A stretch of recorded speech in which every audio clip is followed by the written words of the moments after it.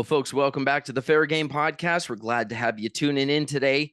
Today's guest is the creator of two beloved characters in our fair industry. That would be Alfred E. Gator, otherwise known as Alligator, as well as Buford Bear in his miniature house. Folks, this is Jeff Mills. Jeff, welcome to the show, buddy. Well, hello, Robert. Glad to be on here, buddy. The last time we worked together was a year ago at Warren County, Iowa. That's the first time I've worked with you in person. I know we've probably had a chat or two at convention in the past.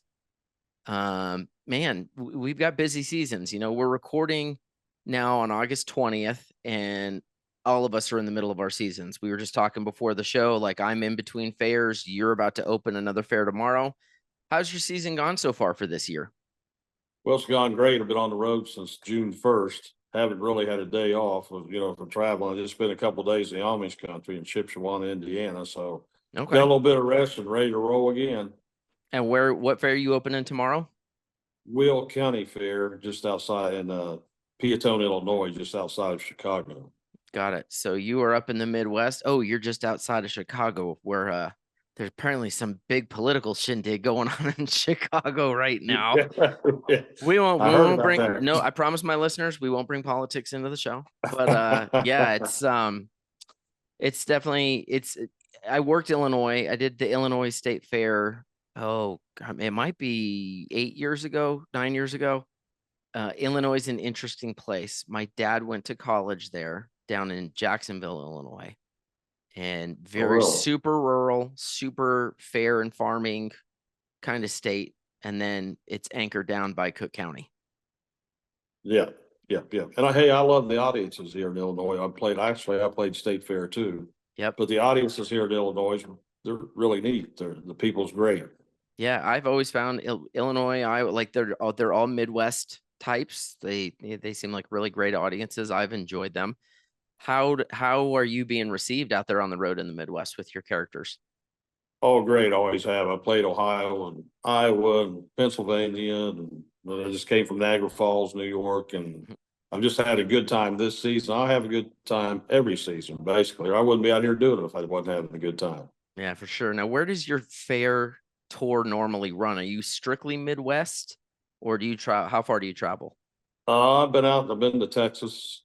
Furthest I've been to Texas there, and then up in New York. So runs mostly I do 28 states east of the Mississippi. Got it.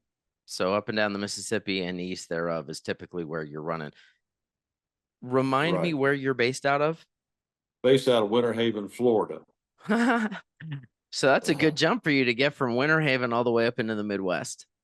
Well, you just make that jump once, and then you sort of stay up in this area till the end of November, end of October. Then I'll be headed back to Winter Haven. Yeah, it makes sense if you can just get out on the road for 10 or 12 weeks and do it all at once. That's when I do my jump into Iowa, like when we met up at Warren County, I do like 4 or 5 weeks in Iowa. That makes that 17-hour drive a lot more bearable once I'm in Iowa. Iowa's a great spot. And I'm guessing Illinois is super similar just because the geography, like you make the big jump in, but then you might have an hour jump to maybe a 3-hour jump in between fairs. Exactly. That's what's nice about it. But it's that major long jump you got to make to get up here. How long have you been working in fairs? Oh, gosh. Robert, I started back 30 years ago. Wow. I had Kids Day Circus, a show that took kids out of the audience, used them in the show, made them circus stars. Done a performance, lived in a caboose on the road that was made, looked like a caboose. That was our living quarters on the road. And I done that, gosh, I could back up till 2015. And it was a popular show, but it just got to where then I brought Buford in a few years after that, back in 30-some years ago. And it's just got too much to be going up and down the road with 2 trailers and 2 vehicles. So I just cut it down, and I got Buford Bear and Alfred E. Gator down. Sure. Which came first, Buford or Alfred? Buford. Buford came first, and I just introduced Alfred. Last year was the first year. Okay. Yeah, because I remember being at Warren County and helping you guys set up, because you can switch out the truck, the design and graphics or whatnot on the truck. So you can either have Buford Bear or Alfred Gator in it. It's pretty That's clever. exactly right. Talk about the inspiration behind the creation of these characters. Well, Buford, when I started out with, I wanted something really nobody else was doing out here in the fair market. I put an animal, driving around, and it's and it went over really, really well. I mean, I've done almost 250 fairs with Buford alone Wow. in the past. And I don't do this year round, so usually 12, 14, 15 weeks out of the year. Mm-hmm. And started with Buford, then I decided to do another character, which I didn't think was going to go over. I just wanted to do that in the southern states. I come up with Alfred E. Gator and his tiny swamp house. And Yep. I didn't think any fair out here out east, other way from coastal areas would be interested in the gator at the fair, but I thought wrong on that one. Yeah. Well, when I saw Alfred Gator, I mean, I'd seen photos of Buford. I know I'd seen him out at conventions, but then when I saw the Gator there at Warren County a year ago, I mean, I don't know if you, with my background, I married into a Southern family. Sarah's from South Mississippi, is where she grew up in Biloxi, and her parents both came from the New Orleans area. Mom came out of the Upper Ninth Ward in New Orleans. Father came out of North Shore of Lake Pontchartrain. So when I saw the Gator, I was like, that's awesome. Because I mean, the whole Louisiana and alligators and like, it kind of made it feel like home. You know what I mean? That's right. Well, you think, southern states, well, it does. It goes hand in hand. But the northern states up here, I mean, the kids go crazy over it. Anybody watches my Facebook page, I put a lot of pictures on there of the interaction that we have with the kids. You do. You do. And I think your pictures are, I look at my stuff, what pictures do I post of Conjure? What pictures do I post of Play with Giants? And I think any of us look at what we're putting out there and consider it. And then I look at yours and the glowing smiles on these kids' faces, the little girls that go and hug Buford or the boys that give a high five to Alfred Gator. You have got, and I don't know if you thought about this, like the angles you take the photos at for these two characters, but you have got some of the best photos of any act anywhere in our industry because anybody can look at them and instantly go, I want those kind of reactions on my grounds. Yes, and that's what happens. I actually don't take the pictures. I got the people that help me to walk along with it to help the kids, step up on it. Very interactive. Both Buford and Alfred are very interactive. Probably one of the most interactive characters in the fair festival market that I know of. I let them get up on the truck, hug the puppet. The puppets aren't cheap. Yeah, you got some. I watched you there at Warren, and I was like, it's cool that you'd let them do that, but then there's part of me that's like, oh, what happens when he gets the one kid who decides to try to yank the puppet and tears an ear or kids are kids, That's right. But Robert, in the years I've been doing it, I've never had the first problem with that.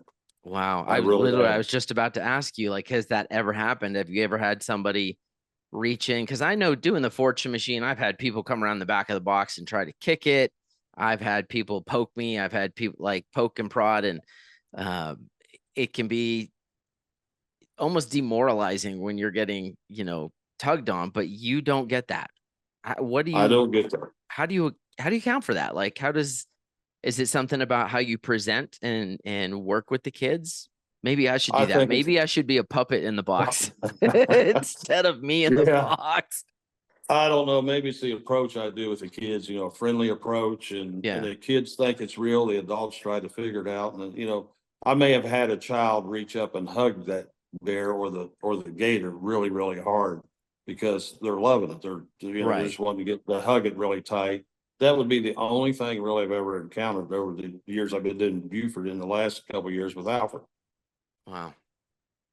That's wild because it is amazing because I think if you talk to any fair performer who does anything similar, either having performed a character like the Fortune Machine, or I know there's a guy who goes around, I'm blanking the name with the rooster. Rodney Rooster. Yep, there we go. Anybody who does something like that or does stilts or anything where they're out in the public like that can recount horror stories of fair guests behaving badly. And they get Exactly. here you are with Buford and Alfred, and everybody loves them. It's like, okay, everybody's cool. Yeah, I've never had, I don't know why, it's just out there. And the older Wow. kids might step up, look at it and say something, but then they just move on, and it's all basically for the kids. Well, basically it's for anybody. The adults love Sure. it too, and they enjoy seeing their kids. And I carry on a conversation with the kids when they get up there. It's not all about telling jokes, and they might tell me a joke and we'll laugh at it and, whatever, as with the puppet. And I just Right. have conversation with them. And just, yeah. And I've watched it. There's so many things I get exposed to now in the industry that I look at and I go, like Bill Buchanan's Foam Zone is a perfect example where I look at it and I Yes. go, how the hell did I not think of that a decade ago? And Yes. your guys, I mean, I don't know if I would have done those characters like that, but like how simple, you put a little electrical truck together and a little character with the puppet and drive it around and just make people happy. Like Yeah. nothing to it. Yeah, and they get a kick out. Sometimes the kids will come back. I'll drive around and come back and meet them again. Yep. Back up on the side of the truck. They literally stand on the side of that truck Sure. and step up, and they're literally inside the window of that, the truck and the puppet. Do you And ever a get the lot kids of that come up kids, and say, "Oh, you wish me happy birthday last year. Do you remember me or something?" And then you have to look at it and be like, "Oh yeah, it was your birthday last year." Something like that. oh, I've done that plenty of times. Yes, just this last fair I had last year. I had Buford there, so this little boy come up and he said, "Hey, I met Buford here last year." I said, "Well, matter of fact, he told me to tell you hello," and that was an Alfred E. Gator. And that Yeah, tickled that little boy to death because that he's Buford thinking they were remembered him. talking to each other. That Buford. Yeah. Exactly. Yeah, that was, and he got a kick out of that. Yeah. And that's what I like to see. I like that interaction with the children. You don't know what these kids come from. When Yep. they come to the fair, you don't know what's going on in their life, with their parents divorced or they live with their grandma. They just have there's bad influence at the house and stuff. If I could just have a few moments with that child, talking to them, getting them to laugh and tell a joke or two to them, that tickles me as well as it tickles them too. Yeah. I see that a lot when I'm in the fortune machine because there's times that I look out and I see all these different acts and all these things that people can experience at the fair. And it almost in a way, I talk myself out of any value that Conjure provides because I feel like, well, an interaction with Conjure lasts 30 or 40 seconds, a minute, maybe like what you have with the kids. And you think, am I really making any difference when you've got like these people are coming out to see big concerts, eat amazing food, you know, sea lion show? Like I can't compete with sea lions. Oh, Jimmy does a no. great job with them. I'm just a guy in a box that gives out silly fortune cards.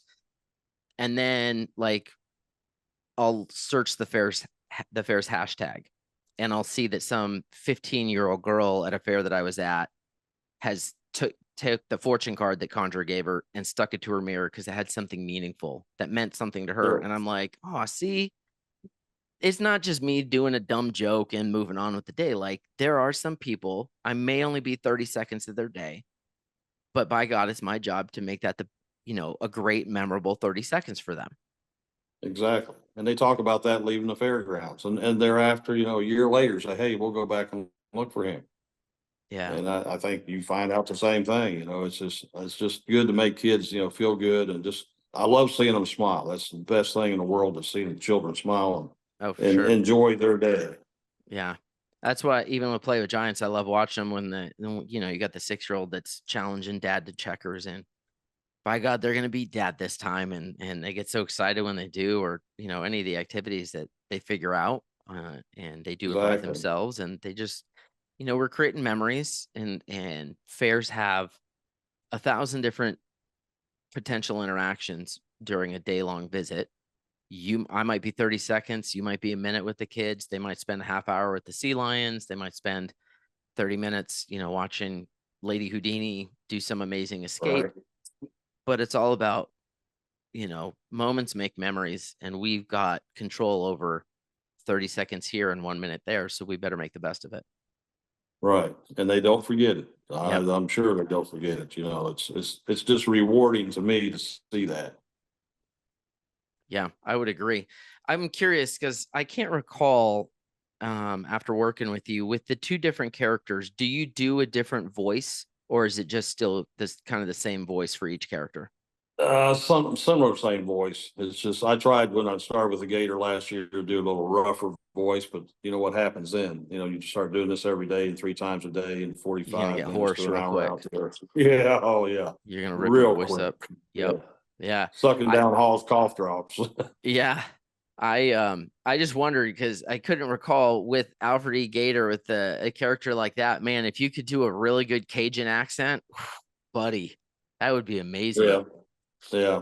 That would be Well, I do some amazing. of the hey dude, you know, stuff like that. Like, you know, it's not only the Gator coming out of the swamp, even my logo, I got blue crystal clear water. Yeah. And, you know, sort of mixes, I got the tropical trees and stuff like that, making more of a surfing gator type thing. And, Sure. um, yeah, I know what you're talking about there. Yeah. A good Cajun accent could be cool. But I'm also Yeah. with you on because I remember when I first started the Fortune Machine, that, when you're out there talking essentially nonstop and trying to do, you know, kind of a mysterious shaman type voice for the Fortune Machine, it only took me a couple weeks before I was like, I I'm raw in the voice. Like I would not Yeah, speak at any other time all day long when I was at these fairs early on with Conjure. It's like, nope, minimizing exactly. conversations to spare my voice. So I get it. It's kind of easier to just kind of maybe do a little inflection on your natural voice and leave it at that. Yeah. That's about the easiest way to handle that, especially when you're out here doing it every day. You Yeah, know, it's, for sure. yeah. For sure. What's the hardest part you find about being a fair performer? You know what? Getting there. You know, traveling up and down the road and dealing with, you know, sometimes I'd rather travel through the night sometimes I don't have to, but Yep. you know, it's nothing for me to pull into a Walmart parking lot and lay the seat back here in my Ford and just rest a little bit for an hour or so and then go on. But I like travel at night. There's a lot less traffic out there to deal with. Yes. And Well, and the biggest part of it is, for when we're driving a lot of times in the summer, I don't know what your temperatures are out there in Illinois right now, but a lot of the stuff I've been dealing with is hot out there driving, and that heat, even with AC on full blast, it still wears you out by the end of the day. exactly. Well, out here in Illinois right now, it's cool. I left the hotel this morning, a bunch of Amish people were in the lobby. They was getting ready to do something. I don't know what they're doing, but they all had jackets on. I thought, man, they, you know, then I walked outside and realized why they had jackets on. It was in the 50s. Wow. Yeah, so it's cool up here right now. I love it. Yes, I'd take that, especially when you get this time of Yes, year when it's usually, 90 something and humid as all get out up that way. And it's that's right. nice and cool in the morning, man. I would enjoy every minute of that. I got 3 4-inch fans in the truck. And Yeah. when I get in that truck, depending on the heat, whether I turn all 3 of them on or 1 or 2, that just really depends on the temperature of Yeah. the outside, how many fans I turn on. If I turn Yep. 3 on, it's hard to hear the kids. Yeah. So I try to do the best I can with 2 fans or at least 1. Yeah. I hear you on that. With the Fortune Machine, it didn't used to be a problem because the windows were open. And then coming Right. out of COVID, OC Fair was asking, they were my first fair back, and they were asking about, how can, I think it was for 20, yeah, it was 21. And what can you do to kind of protect? And I was like, well, we'll put plexi in the box, which is cool because it added a new dynamic to the character, just like a real Fortune Machine. There's glass there, Right. but it also added about 10 degrees to the performance. And when it's already about 94 outside, now you're like 100 and something in the box. Yeah. So yeah, I have several What's my fans. air flow? I have several fans, and I pretty much always have one going unless it's cool out. I pretty much always have one fan going just to keep air moving in there. But like you said, if I've got 3 fans moving, it is a hot day. That's right. That's It's a right. hot day. Now I was looking at your some information you'd sent over about Buford Bear, who was your kind of your original character. And Buford had a role in a TV movie. I had no idea about this. It was called Love Finds You in Sugar Creek. What was that about? That's right. Well, that was a movie. I'd done the Ohio Swiss Festival, which is located in Sugar Creek, Ohio.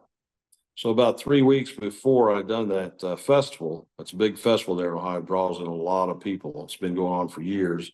And I get a call from the mayor of the town. He said, Jeff, he said, we're filming a movie. I had no idea they were doing that. He said, we're filming a movie here. They're using our festival as one of the scenes in the show.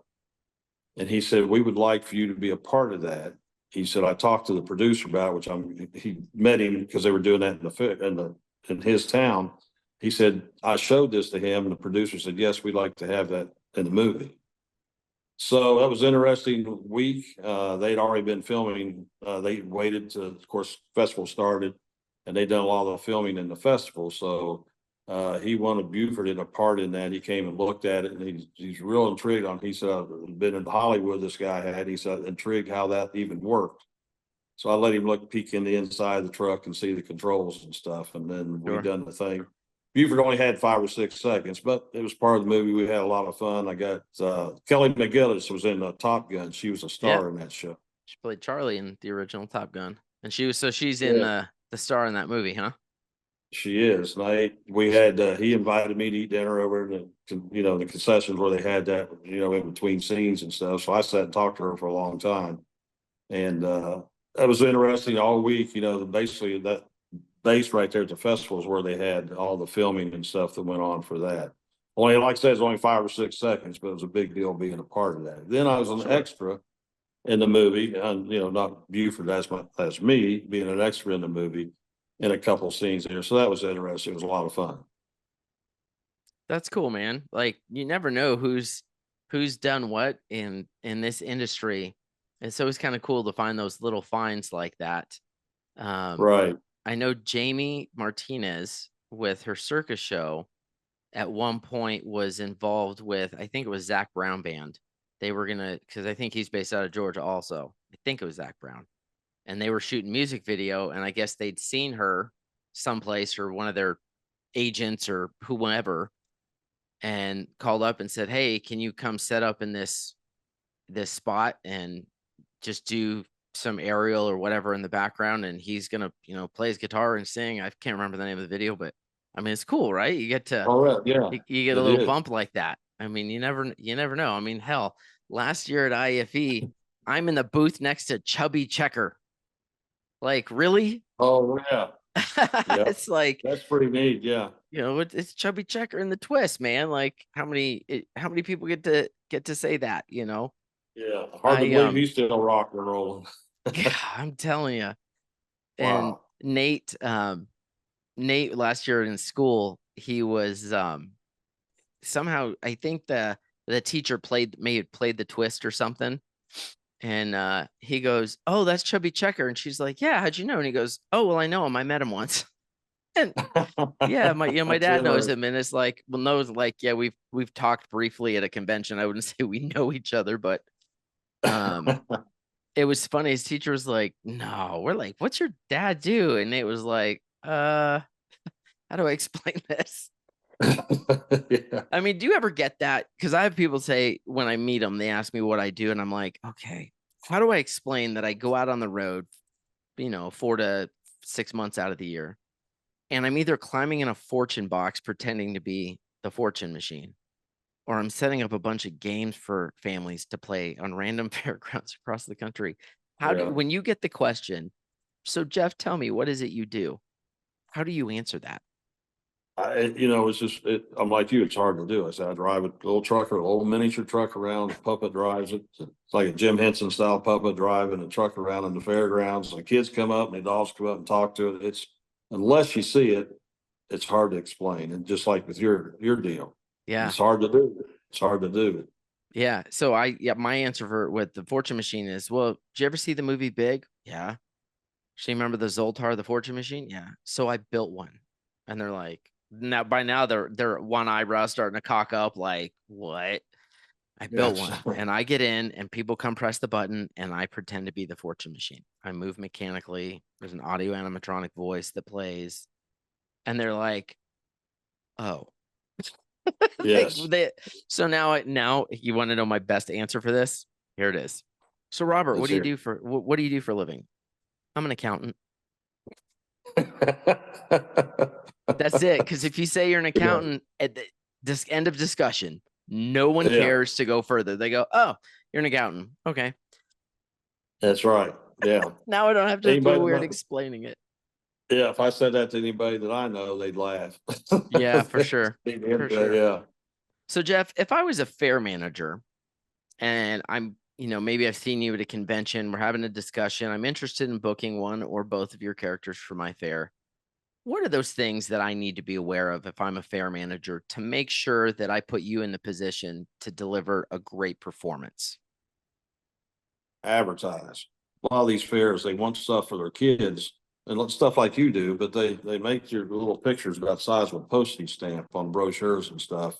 And sometimes bury you, but you know, the big thing about fair managers and the people that do this type, they need to promote what they got coming in there, make a big splash, whether it's me, you, or anybody coming Sure. in there, make a big splash out of that with their program books and stuff like that. And I think, I don't know if it's a new generation doing the, the graphics these days or what, but I don't get it. But it bothers me sometimes, but hey, you get paid at the end of the week Right. and you do the best job you can do and move on to the next one. And the next So one may be perfect. sure. So better advertising. What about like, do I need to provide you power for your trailer? What all goes on Yeah. with that?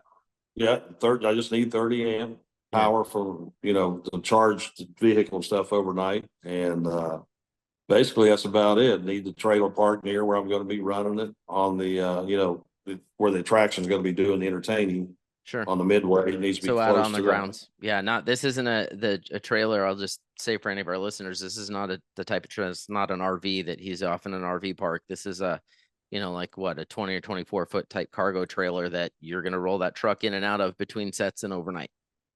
Right, exactly. Yeah. And it's not bad. I remember you using it for a dressing room when you were Yeah. close to the one Yeah, time. because I had to change for the Fortune machine. That was without you weren't there at Warren County this year, Jeff. So it was a little it was a I little missed it. challenging. I missed it. Yeah, I Yeah, it missed was it. a little challenging to get in costume for the Fortune machine. You were quite helpful having that little trailer with some AC in it. So All right. All right. yeah, but you did a really fabulous job. It seems like you really, really enjoy doing these characters. And I'm curious, what is it you enjoy most about what you do? Well, we talked about it a little earlier. It's rewarding again to see those kids, when they flock to. Always said, and I tell fair manager, anybody's wanting the book, it's like Santa Claus coming out. The kids just are attracted. It's a kid magnet. The kids come Yeah. to it, and stand up there and talk to it again and again. I just love seeing the smiles on their faces. It's rewarding to me. It makes me work that much harder. And I don't pass any kids up. I don't drive through the fairground and just say wave. I pull up, go very slow. The thing goes slower than you can walk, and the kids sometimes will walk along beside me talking to me. And it's pretty, that's pretty Yep. neat. That's rewarding to me. Excellent. Let's change gears a little bit here. Looking back at your life, if you had the opportunity to try a different career path, what do you think you would have done? And you're gonna laugh. In my enter the ninth grade in high school, I decided I was going to become a dentist. So I studied. I told you you'd laugh. Until I seen what Hey, all. do you use any dentistry skills to keep alligator gators' teeth clean, or are they just pearly white naturally? This purely white natural. Until and then in school, I found out what all I had to do to become a dentist, trigonometry and all this stuff and math. I said, forget all this stuff. I'm done with this already. So You're all I'm going to be. and I always wanted to run. Always wanted to run my own circus. I went to the Ohio State Fair when I was a kid. My mom would drop me off. We lived in Columbus. She dropped me off at the fair. I'd spend all day by myself there, 10, 11 years old. It'd be hard to do that now, but I watched all the shows that was at the fair every year for years. And that's where it's where I'm at. It's why I'm where I'm at today. Really. Wow. It's wild that one experience when you were a kid has such an impact over an entire life. Right. First fair I ever went to was Warren Fair in Ohio. It's another name for it. I forget what they call it. But anyhow, seen Roy Clark there. I was only 5 years old. Seen Roy Clark and then the Hell Drivers, the auto Hell Drivers. Wow. And my dad was a preacher, and I went back talking in church about the hell drivers being so neat. My dad had to take me off the side, so don't talk about Don't say that, son. Don't say anything. Yeah. Wow. Is there anything working in the fair industry has taught you about yourself? Wow. Be respectful, be respectful to people, and just, I do the best I can do. That's always, it's what my dad and mom always taught me, do the best you can do, whatever it is you do, whether you're mowing the grass or whatever. Yep. And I just did that through, I want to be a mall quality act. I always used to say in the younger days, clean. Yep. You never have to worry about me saying anything to kids. It's off color or anything like that. And that's just the way I do it. That's the way I do it. Every fair I go to, it's just like I just want to do the best I can do Sure. with it. And it's paid off. This fair I'm sitting at right now, Will County, just outside of Chicago in Peatone, Illinois. I've done this fair for 26 years. Wow. 26 years. So with Buford, this is the first year with Alfred E. Gator. They're going to love it. They're going to love it. Yeah. I'll check in with you at convention and you're going to be like, man, they went crazy for it. Because 26 years with the bear, that or they're going to mutiny and be like, no, we want Buford back. Yeah. And I've been here every year, and it's ever since COVID, the year they didn't have the fair there. But yeah, the fair board keeps telling me, keep bringing me back till I get it right. wow, 26 years. Congratulations. That's a hell of a long time to be at a That single is fair long. like that. It is a long time. That's And wild. I love coming here. The kids are so great. And even though viewers have been out here all those years, they still come up. Some of the people's brought their grandkids or their kids up and say, hey, I remember talking to this bear as we're standing there and I'm carrying on a conversation. Sometimes I can hear. Does that make you feel old when you hear that? Hey, when I was a kid, I saw Buford Bear and now it's your turn. Like, are you like, oh man, I feel old now?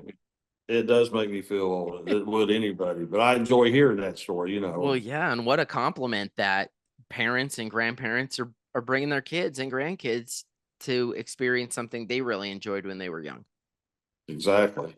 And I'm glad I can be a part of that. I'm not why they're here sometimes, but at least I'm a part of it. I'm a part of fairs, when they have like last week or when I was in McKean County Fair in Pennsylvania, they had record-breaking week. Most they've ever had there at the fair. I was there. They didn't come to see Alfred E. Gator. They came to be a part of the fair, but I love being a part of a fair that's had record-breaking crowds. They're successful, and that's what I like to see. Yeah, especially since, fairs just do such a great job in bringing local communities together and connecting them for a good time and, showcasing what that community has to offer. Exactly. What is something that you've accomplished that you're most proud of? Oh, gosh. Something I accomplished. Well, as long as I've been doing this, I sort of accomplished Buford in what I've done. And it's, again, it goes back to being rewarding to being a part of the fair, being a part of the entertainment and being amongst other entertainers like yourself when we were in Warren County last year. That's what I look forward to. And I love those type of accomplishments. And if I'd done a bad job, I wouldn't have been here for 26 years, or I wouldn't be at other fair. You got to go in and do it right. Yeah. And I think that's what I do. I hope that's what I do. Well, I think it has to be because in 26 years, I'm guessing that fair has maybe gone through at least a couple fair managers or a couple entertainment directors. And a lot of times when you have that changeover, you get the person that goes, all right, we're going to clean slate. We're going to do, we want to go a different direction with things. And that's all well and good. But I think it's a testament to the quality of the product that you're producing for these people that even through those times, they say, nope, you're still here. Right. Yeah. I think that's one less thing they got to talk about at the fair board meeting, when it comes up, Yeah, he's back, all right, let's move on to the next thing, Yeah. When it becomes a lifetime act like that, and I know there's several acts that I know that, I think about Frank Thurston out on the West Coast, fantastic kids magician. My story about Frank is, when I first came in as a magician myself, I was like the street magician, kind of cool busker kind of cat. And I see Frank the first time and he's got this, I don't know if you know Frank, if you've ever crossed paths with him, but I don't know. I've heard the name. He's got this cheesy black and white checker print vest, big thick mustache. He wears shorts and like Jordans or whatever when he's performing. Like, it is the cheesiest look ever for a magician.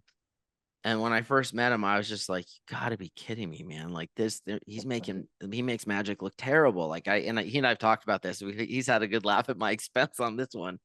And then I finally worked with him at OC Fair years ago. And I went, oh, I am such an idiot, because the kids are enamored with him just the way the kids are with you and your characters. I'm like, oh, it's not like, that was the moment that I went, it's not about being the cool, flashy magician or juggler or whatever you do. It's about creating a product that is endearing to the audience, that the kids love, that the families love. And I will tell you this, when it comes to like a kid's magician, even though it was never the kind of magic I did, Frank is second to none. Like, that guy's got it figured out. And it's like it's all the silly, corny jokes where because this is the one thing that he's really got figured out. If there's somebody that's going to be the butt of a joke in his show, it's him. He is not making fun of the kids. He's, kind of engaging them in a way that everybody has a laugh at his expense, and they all love it. Love it. Like, it's one of those things that the stage that he's on one year, like when he finally retires, they'll probably call it like the Frank Thurston stage. All across the WFA market in California and the West Coast, there will be Frank Thurston stages. I'm telling you, because he's that kind of performer. And I kind of see you as that too. Like, you're just quietly the little grounds guy that just toodles around with your two characters. But to watch the crowd, and the kids especially, they're just enamored. They love you to death. Yeah. So, I mean, you do a fantastic job with it. It makes me think, and we'll go with this as the last question. It makes me think about like 15-year-old me and the experiences I had going to a fair as a kid. If you could be face to face with 15-year-old Jeff, what advice would you give him? Oh gosh, stay clean. Don't get into drugs. Don't get into anything that messes. I really didn't run around with friends like that, but I know there's a lot out here. It's getting worse. Even older people are messed up in that stuff. And I'll be honest with you, I have never smoked, never taken drugs, never drink, never have done any of that. And I think that's why I'm still out here, doing that. And I suggest anybody, I try to help people get, problems like that, but if I can, do my best to guide them in the right direction, regardless of what age they are. But I started out at a young age. Of course, my dad was a preacher and I grew up in the church. And I'm so thankful for that. That's a big part of my life, that I carried on through all them years from the age, really not 15, but since 5 to 6 years old. Yeah. You and I are kindred spirits, man. I'm a priest kid also. My dad's a retired Episcopal priest. So I think we talked about it at Warren County Fair. We talked about that. Real briefly. Yeah, we did. And it's, I look back and, there's times that my dad would say things. There were standards he had for us that was like, Dad, come on. But I look back now and I'm like, it was an annoyance when I was 13, 12, 15 years old. But I look back and I'm like, no, that those standards and those values, I think, are things that defined who I was to a great extent over the course of my life. Right. You've held, you're like I am. We've held on to that little string through our life, and it's paid off, I think, in my life.